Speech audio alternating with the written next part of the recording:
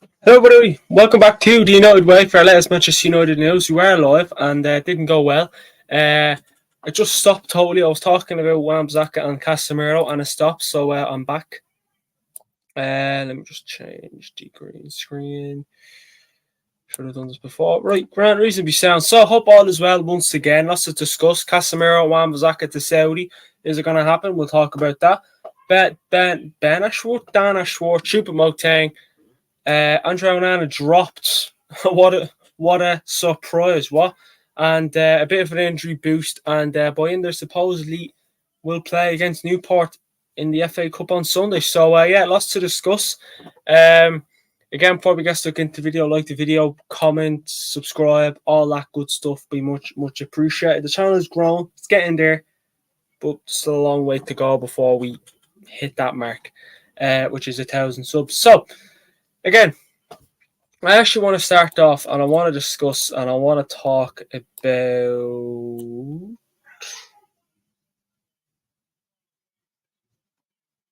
Dan Ashworth. Dan Ashworth. I want to discuss Dan Ashworth. Obviously, Ineos, Ratcliffe really want them. Brailsford wants him. He's wanted at Manchester United. I wouldn't mind him at Manchester United. I don't know much about Dan Ashworth, but like I'm gonna do with that new lad who brought in from Man City. How do I keep forgetting his name? Braille.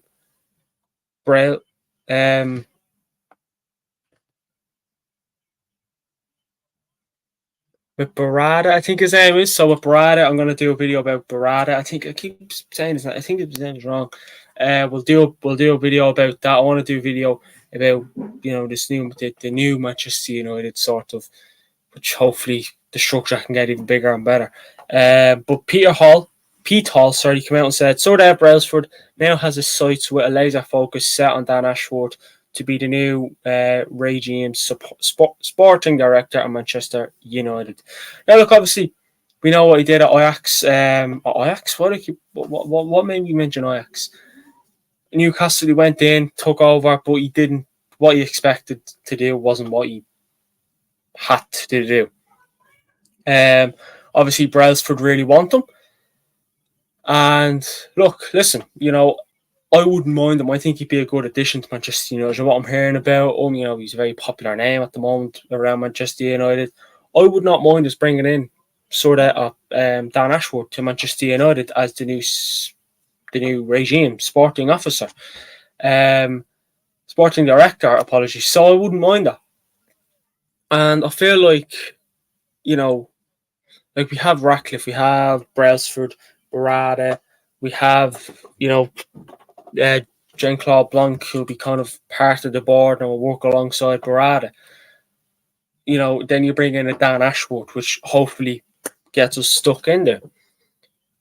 I wouldn't mind. And that makes me a lot confident in transfers because Manchester's not as transfers at the moment. And it's also a positive about bringing in Barada is to be hopefully none of this overpaying for players. There'll be none of this stupid wages that we give players, whether it's players coming in or current at the moment. There'll be none of that at Manchester United. None of it. Hopefully. There'll also be, the likes of, say, we don't overpay. We get the right players. We have a plan. Manchester United at this moment before Sir Jim Ratcliffe partially took over, we didn't have a plan. There was no one there. We couldn't take ourselves serious on the pitch or off the pitch, whether that's playing against a team or, buying a player or selling a player. We couldn't do that. And hopefully if Dan Ashworth does come in, he can help us alongside Brailsford because we need it. Obviously, we need that kind of structure. We need that backbone. We don't have it. And I feel like, with, like I said, Barada coming in, he will help us. I mean, I think David Ornstein, he came out, I think it was yesterday, said that he's surprised that, Manchester United have gotten him. I'm surprised as much as David Ornstein. That's all I'm going to say. There looks like to be no messing about with Sir Jim Ratcliffe, and I like it. I like it. Listen, I wanted the guitar to come in, but ever since Sir Jim Ratcliffe has taken over or has come in, I've liked him what he's done. I haven't questioned him yet. I'm just like, yeah, keep doing what you're doing, Sir Jim. Keep doing what you're doing, pal. You do you, and we'll do us, and that's all. He wants. You can see that when he wants to appoint people, he wants to appoint the right people, and hopefully this can have a good effect onto the pitch because no one is safe. These players now should be thinking to themselves, shit, we have a top man in Barada, we have John Claude Blanc, we'll probably have Dan Ashworth, even Barada, who I think I said it yesterday, I seen something yesterday saying that, if you're not playing to the standard, you're gone. There's no second chances, you're gone. And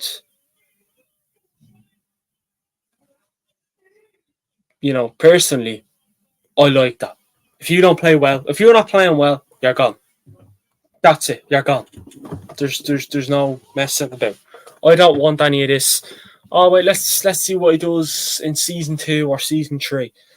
No, we cannot do that. We just cannot do that. And by the way, this Cameroon backup keeper is having a better game than Onana. My God, Manchester United signed him. The crucial saves he's at that making since the start of the game.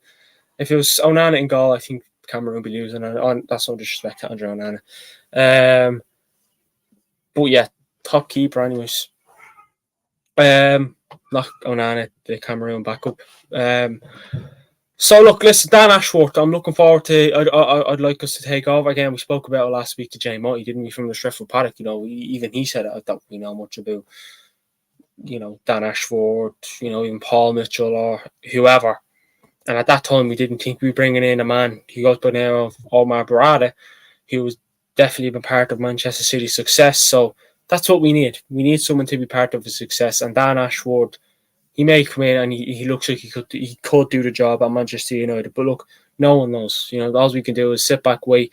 And hopefully, we do come in and hopefully, we appoint the right people and there's no regrets. There's no regrets because you appointed like John Arnold, John Morta and the likes, and they've been crap. The club has been upside down, and that's obviously not good, obviously. So hopefully now we're a bit more serious, more a structure, a backbone. And look, the Glazers unfortunately are still in the background. They're still there. They'll probably still have a say in most parts.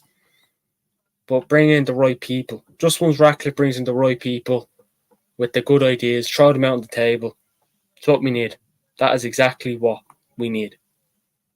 The right people.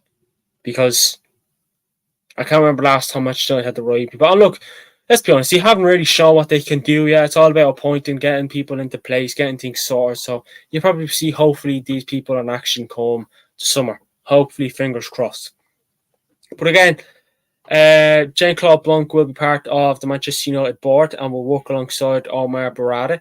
An overhaul above the manager has always been at the heart of Ineos' initial Manchester United plan. The idea is to get a committee on par with Man City's in place before then going after suitable signings in the summer when Omar Barada starts. So again, looks like Omar Barada will be taking over in the summer.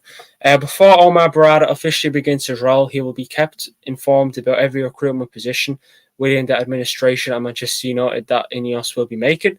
Again, Manchester United has today announced it has chosen Scale as its official e-commerce platform partner, ensuring United has one of the most modern commerce platforms in the industry. Again, I think that's kind of like the website. So yeah, no one really looks at the Manchester United website or app. I have the app. Well, I don't have the app. I used to have the app. I have the website, and look, no one's going to be into it. But look, see what happens. So Barada, he's definitely going to be in there. He's definitely going to be getting his head in there. He will not be he won't be arsed. No, he's coming here and he's applied to do a job, and hopefully he can do it. hopefully he can do it, and he looks like he could do a job. And look, I know seeing some City fans, saying, "Oh, you can play, you want Manchester United to get, Man City, you want us to get charged, you want us to get punished because of the 115, and you're still bringing in our people." Supposedly, Omar Barada isn't part of that 115 breaches or whatever. So look, hopefully, he isn't part of that. Again, just fairly quick. Ineos are big fans of Sporting forward Marcus Edwards and believe he can be a solution to Anthony. There's a level of confidence that Edwards could move for around £30 million in the summer. That's from Jack Talbot. Again, obviously, plays for Sporting. Looks like he bought £30 million. Could be a solution to Anthony. Again, look at Anthony at the moment. He is poor, to say the least. And I always thought when we brought in Anthony, he could maybe do a job in Manchester United, but we signed him for a lot of money again. The signing part, the budget part is not the player's fault.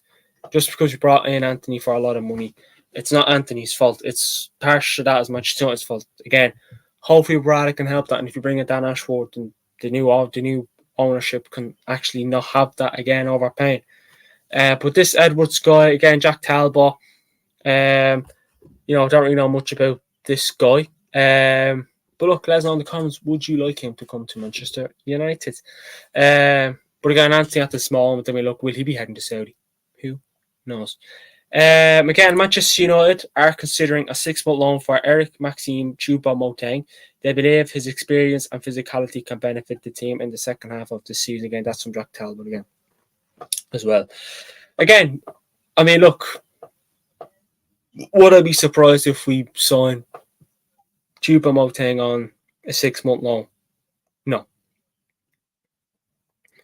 Should we sign Choupo-Moting on a 6-month loan? I don't know. Because with Martial, who looks like he's out, something about surgery. We've seen it last week that he supposedly has surgery on a hip or whatever it is. Should we bring him in then? Because then if Højlund gets injured or whatever, or anything happens to Højlund, then we're left but no striker, and we'll have to put Rashford up there. He's been poor this season. Do we bring him in? Do we have no choice? Can I see us bringing him in?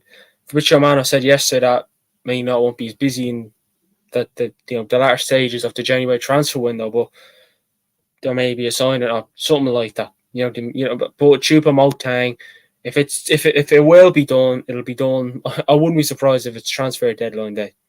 We signed Sabitzer on transfer deadline day, but Choupo-Moting for me, I just don't rate him. I'm just not a big fan of him. I wasn't a fan of Timo Werner either.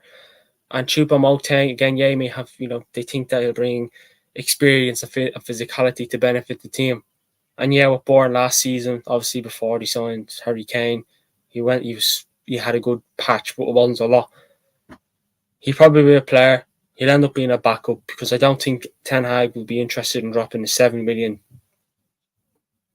striker for a player who's in on a 6-month loan. I don't know.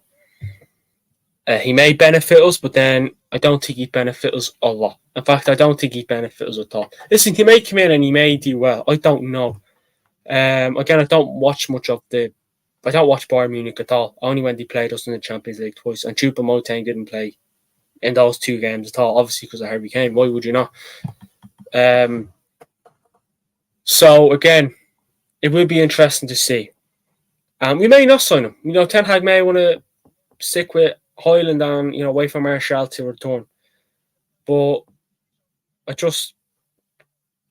signed, look at our recent signings, Cavani, we brought him in and he wasn't too bad. I actually thought Cavani done well. I'm not sure whether, we brought him in. He done the job in Manchester United in a season or 2. I liked Cavani. I actually missed him when he went because he done well. Wasn't going to, get us back to the top or anything like that, but it was just what he done. Again, when we signed him at the time, I was a bit okay, but then, I thought, right, fair enough, I like this. Igalo. No, I mean, we all remember the good goal he scored against the Lask in the Europa League. We all remember that. Weghorst only scored, I think it was 2 goals since coming to Manchester United. That was 6 months long and just didn't well. Yeah, he may have had the passion and the aggression, and maybe he was a workhorse player. He'd get stuck in and crack, but he just wasn't the man for Manchester United. So what does thinking that bringing in Choupo-Moting gonna benefit us? Is he gonna be like a Igalo or a Choupo-Moting? Oh, not a Choupo-Moting, sorry. Weghorst. I personally don't know what to think of Choupo-Moting coming to Manchester United. Again, it's not. It's a considering. It's not saying that much they're going to go in for him yet or whatever. That's not going to happen. But I would not be surprised in the slightest if we do. But I think it'd be late. I think it'd be say a day or two before the window shuts, and that'll be that. And look, hopefully, I would again if. I mean, it was Benzema last week, and I was like, bringing Benzema, he would benefit. Benzema would benefit and probably help us a lot more than Choupo-Moting, but it is what it is. And but look, let us know, would you like Choupo-Moting to come to Manchester United on a 6-month loan, or can you see us getting him? And just let us know in the comments. And so moving, and we'll talk about Bissaka. So Chris Wheeler came out earlier on today and said El Nassr are lining up an audacious bid for Casemiro and Aaron Bissaka. Aaron Bissaka's agents held further discussions with Manchester United over a new deal, but the outcome was understood to not be positive.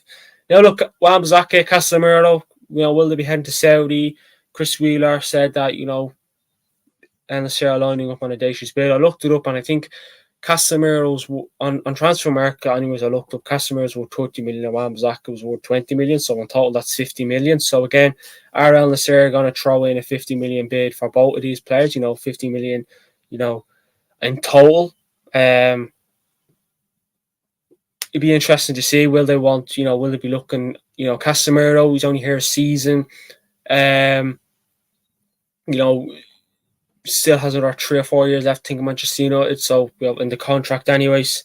That'll be interesting to see how things plan out. But Bissaka, I think we triggered that 12-month extension in his contract. So again, and then Dalot has a contract extension, extended his contract until 2028. So it just goes to show who Ten Hag rates more, and that's Dalot. And Dalot, Dalot has done very well for Manchester United so far this season. I like Dalot. I also like Bissaka as well, especially his one-on-one and his tackling, obviously.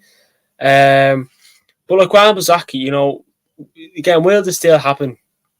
I'd be surprised if it happens in January. I'd be very surprised if it happens in January. If it was, say, in the summer, you'd be like, right, fair enough. And look, we'll show up Casemiro as well. He's came in, 70 million, signed him last summer, or the summer before last, Ten Hag's first summer as Manchester United manager. He was kind of a backup to Frankie de Jong. I mean, look, we were chasing after Frankie de Jong. That's all we kept hearing. One minute we were getting Frankie de Jong, next minute it was close. Contracts are going to be signed, next minute it wasn't, and we were left with Casemiro, 70 million.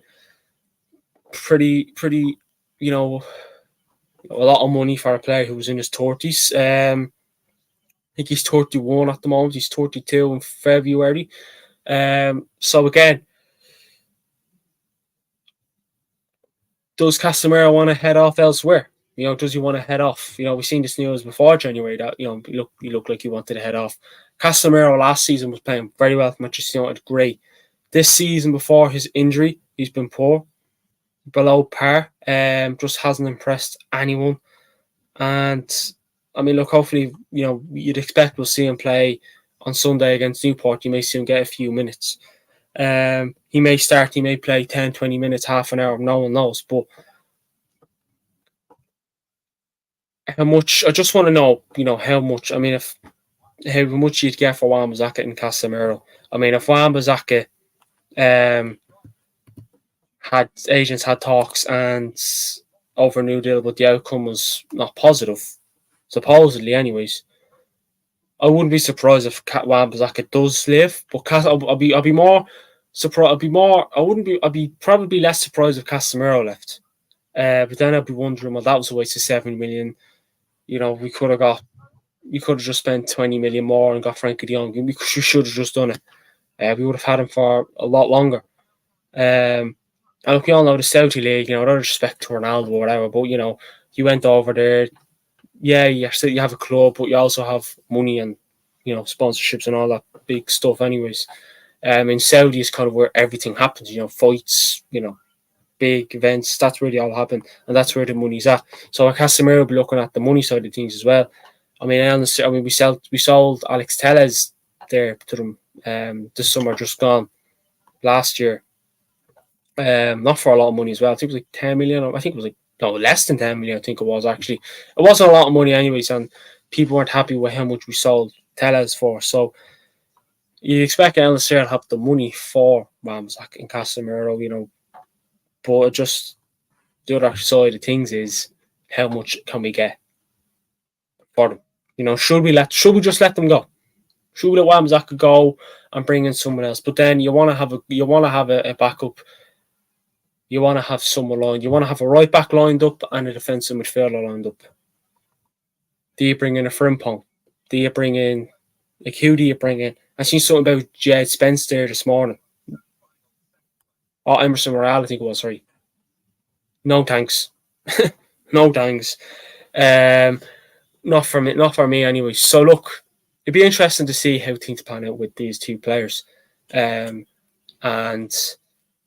again, I don't know, a lot whether this deal would happen in January, but I feel like it's probably more chance of it happening in summer. I feel like Ten Hag, if it is true, Ten Hag probably say, "Listen, I just want to keep them until the summer. See how they go. If nothing's really worked out, fair enough." Again, Wan-Bissaka hasn't really been poor this season for Manchester United. Hasn't been great either, but he hasn't been poor. Casemiro obviously poor before the injury. Returns, hasn't played yet. He was obviously on the bench against Tottenham. So there's probably more chance of, say, Casemiro leaving, but then you need a good backup there. You need a good backup, and Casemiro may still be part of Ten Hag's plans, and you'd imagine he is. Wan-Bissaka doesn't really seem like he's part of Ten Hag's plans for the future.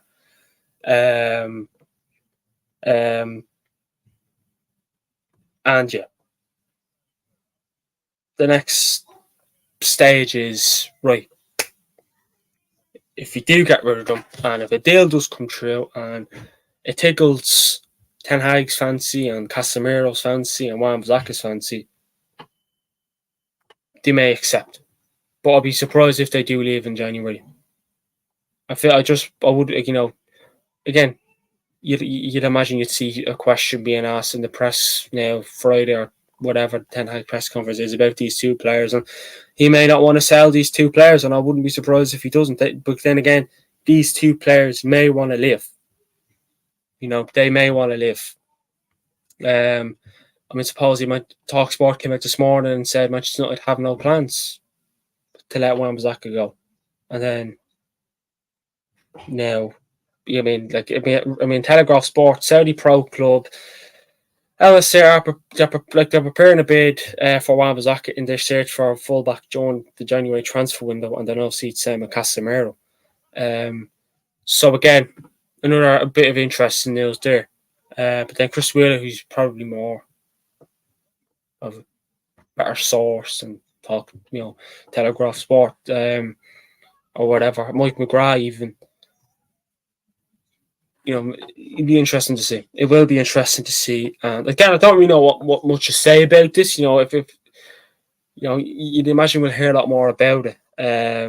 But no, I'll be surprised to see if Wan-Bissaka did go to the Saudi League. But again, like I said, he doesn't look like he's part of Ten Hag's plans. If we're extending Dallas' contract until 2028, and Wan-Bissaka we only kind of triggered that 12-month contract, it doesn't really feel Wan-Bissaka with confidence saying that he's going to be at Manchester United for a lot longer. A few weeks, I think it was last week or the week before last, it was right. We're going to bring in, Elise. We give Dan Wan-Bissaka a bit of money. I think it was on top of that, and we bring in Michael Elise. Now he looks like he's gone to Saudi. Next week, he may be going to, I don't know, some club in I don't know, Spain. You just don't know. It's how the new plans out. And yeah, look, listen, it will be interesting to see what does happen with these two players. If a deal does, if there is a bid, it'd be interesting to see how much it is. You know, if the bid tickles everyone's fancy, we may want to say, well, John, let's go in, let's go in, let's accept it. But yeah, I just don't think I just don't think Manchester United can afford to let these two players go in January. I just don't think we can do that, because then who do we have? Our depth is thin as it is. Maybe in the summer, yes, but now, no. But again, let us know in the comments how much you think we could get these two for. Do you think they'll go in the summer or this January? Let us know in the comment section below. Chris Wheeler has come out earlier on about Andre Onana and says, again, Andre Onana was dropped. So no surprise there. Again, if the Cameroon manager is dropping him, surely Ten Hag should be thinking, well, maybe I should drop him too. But even if Onana and Cameroon exit the AFCON today, because they're actually playing right now, Altay Boyan there is set to make his debut against Newport County. I'm actually happy. I thought we would have seen Boyan there play against Wigan and Tottenham. I thought we would have seen him playing in those two games, but unfortunately we didn't, because Onana then travelled to the AFCON a few hours after we drew 2-2 against Tottenham. But yeah, that it does make you wonder. I mean, look, Onana's season has just been very, very poor. I mean, he hasn't been the only player on the team who's been very, very poor. But yeah, just doesn't feel with a whole lot of confidence. And look, hopefully, but again, it's only Newport, so whatever happens on Sunday, unless we lose, which I doubt we will, but if we do win, there'd be not much to really take. I mean, if Rashford went out and scored, a double hat trick, it's Newport. If Boyan there had a game of his life, it's Newport. You really can't judge it, but you probably can if we lose, which is I doubt we will, but hopefully I don't jinx us. But Harry Maguire and Luke Shaw have now been pictured among the training group, although it is not clear if they will be ready to play at the weekend. Well, I think is Newport this Sunday, and then I think we have Wolves next weekend, which is going to be an interesting game. But look, that's been the Manchester United News Show. Hope everyone has enjoyed it. Please like the video, comment, subscribe, follow our socials, links in the description. We're trying to grow the channel as quick as possible, not as quick as possible, as good as we can. There will be a pre-recorded video later on tonight, basically going through all the latest Manchester United news again, fairly quick. There'll be none of this me saying the news and talking. Just letting everyone know the news, and probably a minute or two of me thoughts on the news again. And a few more, because I'm sure I'll have a lot more news between now and 9 or 10 o'clock tonight. But big up everyone for watching. Enjoy the rest of your day, and we'll speak to you all on the next one. Thanks for watching.